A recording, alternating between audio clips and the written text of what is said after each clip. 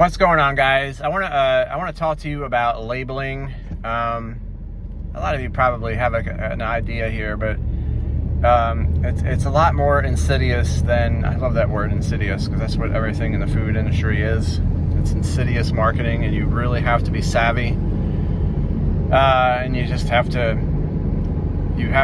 do the work, and you can't trust unless you know these people personally, which, if you're buying from the store, you don't,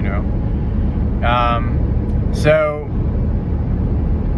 I was looking for butter at my local grocery store, and they have Vital Farms butter.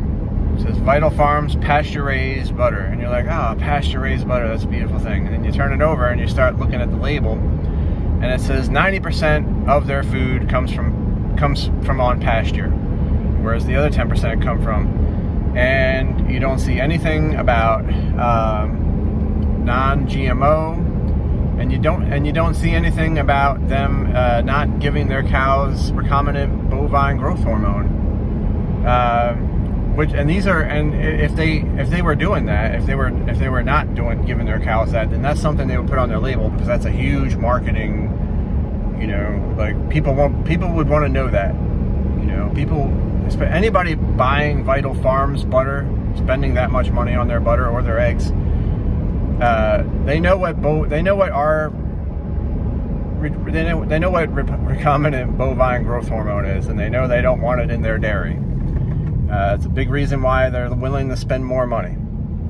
But you cannot just rely on the words pasture raised, because Kerrygold actually recently won a lawsuit that was filed against them because it says their butter and cheese comes from grass-fed cows, and that's true. But what they don't tell you is everything else they feed them. And somebody sued them for deceptive marketing, and Kerrygold's response was, guys, the label says grass-fed cows, and our cows are grass-fed. And so the lie by omission, the marketing, did not technically constitute fraud or misleading advertising, right? So they lied by omission, and that's okay. They never had to tell you what else they feed their cows. No other butter, like Land Lakes don't tell you what they feed their cows. So Kerrygold comes from grass-fed cows. They also come from cows that are also fed GMO grains, and that's all there is to it. And Kerrygold doesn't have to tell you that. So, and the same thing with Vital Farms.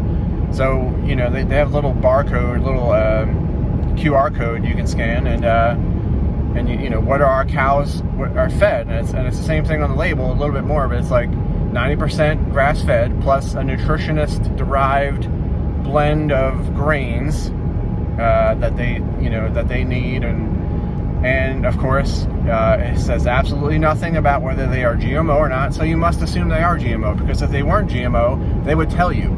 That's a marketing win. If you are giving your cows non-GMO feed, then you want to tell your customers about that. People want to know. It's the current year. So your Vital Farms butter is absolute garbage. And the same with the eggs. Guys, they're getting your Vital Farms eggs are getting corn. It says this on the website. They're getting corn and soybean meal for their protein, and it says absolutely nothing about GMO or not GMO. So you must assume, you can safely assume that they are GMO. That's 100% guaranteed it's GMO. Because if it wasn't, again, they would tell you. They would want to tell you. You would want to know. The people who are spending $10 or $7 a dozen for their pasture-raised eggs would want to know if their eggs were also GMO. So they're assuming that you're going to see the word pasture-raised and be like, it's pasture-raised, it's fine. And then, of course, they have an organic pasture-raised, which is $10 a dozen. And of course, It is not just pasture raised. They'll tell you, and it tells you on the website, they have to supplement their feed. And of course, if it's organic, organic cannot be GMO, so it's not GMO, but you're paying $10 a dozen. Where I live at Walmart, every Walmart that I go to has a brand called Happy Hen, which is half the price for the exact same product. Exact same product. They are raised on pasture and supplemented with an organic feed. It's less than $5 a dozen. So, anyway, realizing this, I just bought my last dozen Vital Farms eggs. I will not buy their product again. I'll go to Walmart and get the Happy Hen if I need to. I have my own chickens, but I only have 6 hens right now, and they're not laying every day. I am about my local feed store is. I need to check with them next week, but they have adult hens that they were getting ready to sell. She told me that she wanted to grow them out a little bit before she sold them. They usually sell the adult hens for $20 a piece. So I guess they wanted to let it get to an age where it justified the price. So anyway, I'm going to pick up probably 4 more hens, boost my flock up to 10 so I can get enough eggs. But right now I'm not getting enough eggs. I'm trying to eat 6 eggs a day. And they're only laying like 4 or 5, sometimes 5. And then my wife, of course, eats. So I am supplementing my egg intake by buying eggs from the store. And I didn't feel like going back to Walmart to get my eggs when I found all this out when I was, doing the on-the-fly research in the grocery store aisle. But you have to be savvy, and you have to be vigilant, and you have to have discernment. You cannot, like it even says, there's a difference between just regular eggs and, this is regular eggs, this is cage-free. This is, free range.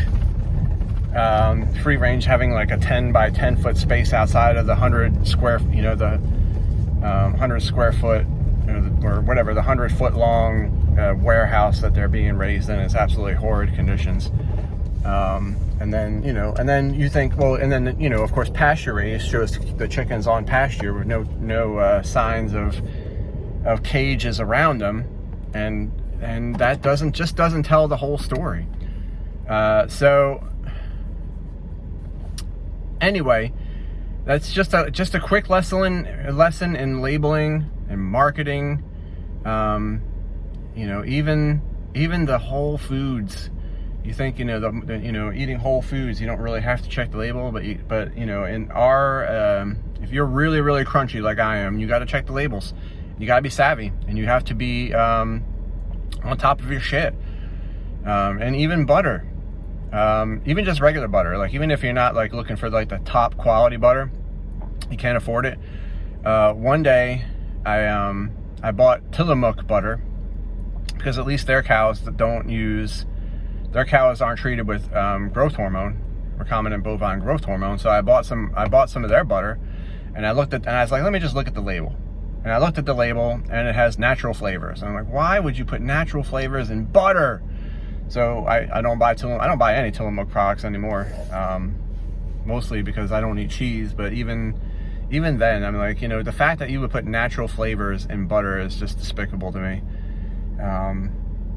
So anyway, I gotta go. That's my message to y'all. Be savvy.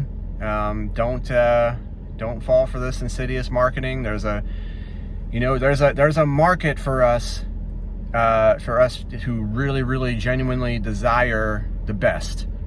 But the way that these corporate, little shysters operate is, they know how to use marketing against you. And if you're not aware of it, you will be fooled by it. Taking this lesson into account when you go to a store will do you a lot of good. So today, before I go, the only choices I had were Kerrygold, the Vital Farms, and then they had the Organic Valley butter, which is organic and pasture raised. Now I know it's not the they have a product called grass grassland or something, I think it's called, where they're only fed where their cows are only fed grass, no grains. But this butter is not from the grassland product. They have grassland milk and grassland creamer. This is not from that. So they are fed grains, but at least they're organic and not GMO, and that's the best butter that I can get around here. I can go another town over and maybe get a better butter, but it's not terrible. So anyway, love you guys. Hope that helps. Leave a comment, like, and subscribe. Talk to you later.